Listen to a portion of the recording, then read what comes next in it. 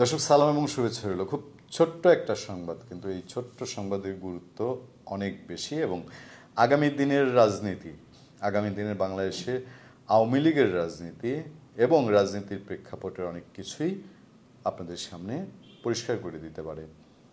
আগে সংবাদটায় আমরা একটু যেতে চাই। সংবাদটার দিকে আমরা যদি চোখ বুলাই, সেখানে মানবজমিন হেডলাইন করেছে, অনেক সমস্ত পত্রপত্রিকায় অনলাইন ভার্সনে এসছে, হাসিনার বিরুদ্ধে হত্যা মামলার আবেদন। গুরুত্ব আপনারা বুঝতে পারছেন। যে মানুষটি এই তো সপ্তাহ গড়িয়ে মাত্র এখনো 2 সপ্তাহ যায়নি, যার বিরুদ্ধে হত্যা মামলাই বাংলাদেশে আদালতে হতে পারে, এটা অকল্পনীয় এবং কেউ যদি এটা দেখতেন তার জন্য দুঃস্বপ্ন হতো।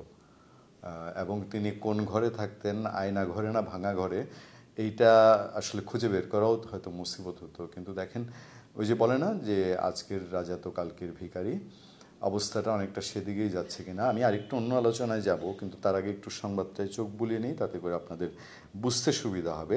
সাবেক প্রধানমন্ত্রী শেখ হাসিনা ও সাবেক 2 মন্ত্রী সহ 6 জনের বিরুদ্ধে হত্যা মামলার আবেদন করা হয়েছে। মামলা মঙ্গলবার ঢাকার চিফ মেট্রোপলিটন ম্যাজিস্ট্রেট আদালতে রাজধানী একজন ব্যবসায়ী বাদী হয়ে এই মামলার আবেদন করেন। মেট্রোপলিটন ম্যাজিস্ট্রেট আদালতে আবেদনের উপরে শুনানির কথা ছিল তখন। আদালত সূত্রে জানা গেছে, সাবেক প্রধানমন্ত্রী ছাড়াও সাবেক সেতুমন্ত্রী ও আওয়ামী লীগের সাধারণ সম্পাদক ওবায়দুল কাদের, সাবেক স্বরাষ্ট্রমন্ত্রী আসাদুজ্জামান খান কামাল, সাবেক পুলিশের মহাপরিদর্শক আবদুল্লাল মামুন, যুগ্ম কমিশনার বিপ্লব কুমার সরকার, সাবেক ডিবি প্রধান হারুনুর রশিদ, প্রতিগুলোর নামই আওয়ামী লীগ সময়ে আলোচিত এবং কারো কারো ক্ষেত্রে বিরোধী অংশের কাছে সমালোচিত। ডিএমপি কমিশনার হাবিবুর রহমানকে আসামি করা হয়েছে এবং প্রত্যেকে পুলিশের যে সদস্যরা আছেন তারা প্রত্যেকেই আওয়ামী লীগ সরকারের সময় তীব্র পরাক্রমশালী এবং শক্তিশালী ছিলেন এবং প্রভাবশালী ছিলেন। এছাড়া পুলিশ কর্মকর্তা ও পুলিশের সদস্য তৎকালীন সরকারের ঊর্ধ্বতন কর্মকর্তাদের অজ্ঞাতনামা হিসেবে মামলায় আসামি করা হয়েছে। মামলার বাদী হয়েছেন আদাবর এলাকার বাসিন্দা ব্যবসায়ী SM আমির হামজা শাতিল। তিনি একজন সচেতন নাগরিক হিসেবে একজন নিরীহ নাগরিক হত্যার বিচার চেয়ে এই মামলা করেছেন। আমরা এই ধরনের ঘটনা ঘটতে পারে এটা অনেক আগে থেকে অনেকে বুঝতে পারছিলেন, যে কারণে শেখ হাসিনা এই অল্প সময় নোটিশে, তিনি যেদিন 5 আগস্ট ক্ষমতা ছেড়ে গেলেন, তারা আগেও অনেকেই কল্পনা করতে পারছিলেন না যে তিনি ক্ষমতা ছাড়বেন এবং দেশের বাইরে পালিয়ে যাবেন।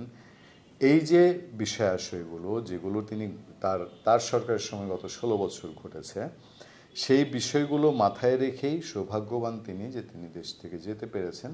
আর নাহলে গণভবনের যে দৃশ্য দেখেছি, তাতে করে কি হতো, যে ওই যে গণভবনের, আমরা একটা রিপোর্টে দেখলাম যে গণভবনের ওই টাং ভর্তি টাকা আজকে উদ্ধার করা হয়েছে। গণভবনের পুকুরের মাছ থেকে হাঁস, আর হাঁস থেকে টয়লেটের কোমর পর্যন্ত লোকজন একেবারে ছিঁড়ে ভিড়ে নিয়ে গিয়েছে।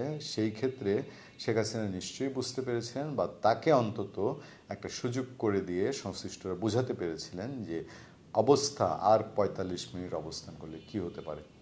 এই যখন প্রেক্ষাপট, তখন এর আগের দিন, আমি মঙ্গলবার কথা বলছি, স্বরাষ্ট্র উপদেষ্টা ব্রিগেডিয়ার জেনারেল অবসরপ্রাপ্ত সাখাওয়াত হোসেন, তিনি আওয়ামী লীগ নিয়ে অনেকগুলো কথা বলেছিলেন। আমরা এটা নিয়ে আলোচনা করব পরবর্তীতে। এক জায়গায় তিনি বলেছিলেন যে শেখ হাসিনাকে দেশে আসতে কে না করেছে, উনি তো আসতে পারে, ওনার আসায় কোনো সমস্যা নেই।